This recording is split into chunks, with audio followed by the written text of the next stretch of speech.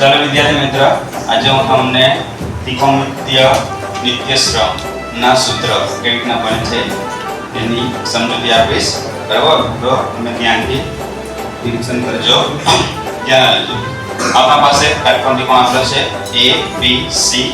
એમાં ખૂણો B 90 અંશ છે તથા ખૂણો A અને ખૂણો C લઘુકોણ છે. આપણે શીખી ગયા છે કે ખૂણો A બરાબર થીટા હોય તો તેના સંદર્ભમાં સામેની બાજુ ભાગ્યા કર્ણ એ કોણ સૂત્ર થાય sin. એટલે sin θ BC AC થાય. થીટાના સંદર્ભમાં વાત કરીએ તો પાસેની બાજુ ભાગ્યા કર્ણ એ કોણ સૂત્ર થાય cos θ.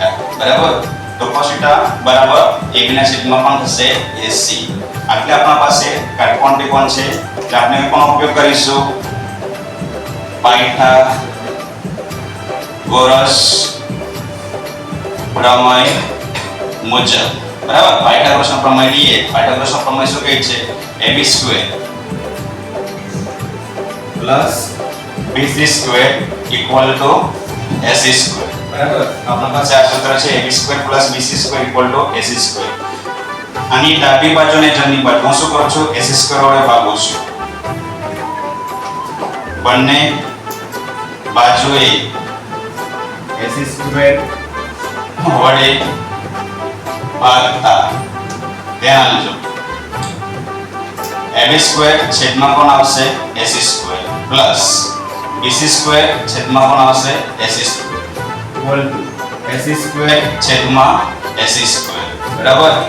સ્ક્વેર બહાર નીકળી જશે માટે AB ના છેદમાં AC hall square plus BC ના છેદમાં AC hall square equal two AC² દૂર થઈ જશે એટલે એની કિંમત આવશે 1. બરાબર? હવે આપણા પાસે AB ના છેદમાં AC માટે cos θ whole square plus BC છેદમાં AC sin નું સૂત્ર છે એટલે આટલા આવશે sin θ whole square equal to 1. Square ને વચ્ચે આપી દઈએ માટે લખી શકાય cos² θ plus sin² θ equal to 1. આ પોલર સોલ્યુશન થાય તો ચાલશે sin² θ plus cos² θ equal to 1. બરાબર? તો આ તમારો જે બન્યો એને શું કહેવાય જે મૂળભૂત નિત્ય શ્રમ છે. મેન સૂત્ર છે cos θ sin θ ઇક્વલ ટુ 1. બરાબર? હવે આમાંથી હું sin ની પછાડી લઈ જાઉં એટલે cos y equal to 1 minus sin² θ. બરાબર? આ cos y નું સૂત્ર તૈયાર થઈ ગયું. sin ને રવા દઈએ, હવે cos ને લઈ લઈએ તો sin² θ equal to 1 minus cos² θ. એટલે ત્રિકોણમિતીય નિત્યશ્રમ મૂળભૂત નિત્યશ્રમ છે તેના માટે આપણે બે સૂત્ર તૈયાર કર્યા. બરાબર? અને આપણે નંબર 1 આપી દઈશું. હવે આ નંબર 1 છે. બરાબર? સમીકરણ 1 ને કેટલા વડે ભાગવાનું બંને બાજુ જોઈએ તો cos વડે ભાગીએ. cos² θ વડે ભાગતા. બરાબર? cos વર્ગ θ છેદમાં cos વર્ગ θ પ્લસ sin² θ છેદમાં cos² θ ઇક્વલ ટુ 1 છેદમાં cos² θ.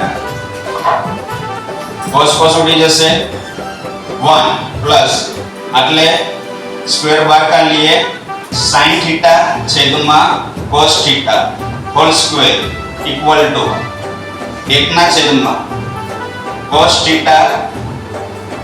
Whole square. બરાબર? માટે 1 પ્લસ sin છેદમાં cot કોણ સૂત્ર છે tan θ હોલ સ્ક્વેર 1 ના છેદમાં cos θ એ સૂત્ર છે sec θ whole square and therefore 1 plus tan² θ equal to sec² θ. બરાબર? તો એટલે તમારા પાસે આ સૂત્ર કોણ બન્યું sec વર્ગ θ બરાબર 1 plus tan² θ. બરાબર? હવે આ 1 ને હું પછાડી લઈ જાઉં એટલે tan square theta equal to sec square theta minus 1 બરાબર. આ બે સૂત્ર તૈયાર થઈ ગયા. હવે આ tan છે એને હું પછાડી લઈ જાઉં માટે sec વર્ગ થીટા માઈનસ tan વર્ગ થીટા ઇક્વલ ટુ 1. તો આ તમારું બીજું નિત્યશ્રમ તૈયાર થયું. સમીકરણ 1 છે એને sin સ્ક્વેર વડે ભાગીએ માટે સમીકરણ 1 ને sin સ્ક્વેર થીટા વડે ભાગતા આપના પાસે cos વર્ગ થીટા છેદમાં sin વર્ગ થીટા પ્લસ sin વર્ગ થીટા છેદમાં sin વર્ગ થીટા ઇક્વલ ટુ 1 છેદમાં sin square theta.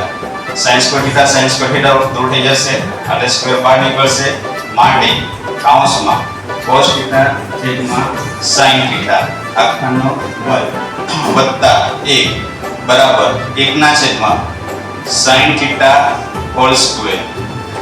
cos theta છેદમાં sin થીટા આ સૂત્ર cot થીટા આખાનો વર્ગ વત્તા 1 ના છેદમાં sin થીટા cosec થીટા આખાનો વર્ગ માટે cot square theta plus 1 equal to cosec square theta. એટલે આપણે આપણા પાસે તૈયાર થયો cosec square theta equal to 1 plus cot square theta બરાબર. એક ને કરી લઈ આવીએ એટલે આપણા પાસે cot વર્ગ થીટા નું સૂત્ર બનશે cosec સ્ક્વેર થીટા માઈનસ 1. તો આ એક સૂત્ર અને આ એક બીજું સૂત્ર. હવે આ cot ની આ બાજુ લઈ આવો એટલે માટે cosec square theta minus cot વર્ગ થીટા ઇક્વલ ટુ 1. તો આ તમારો ત્રીજા નંબરનો નિત્યશ્રમ તૈયાર થયો.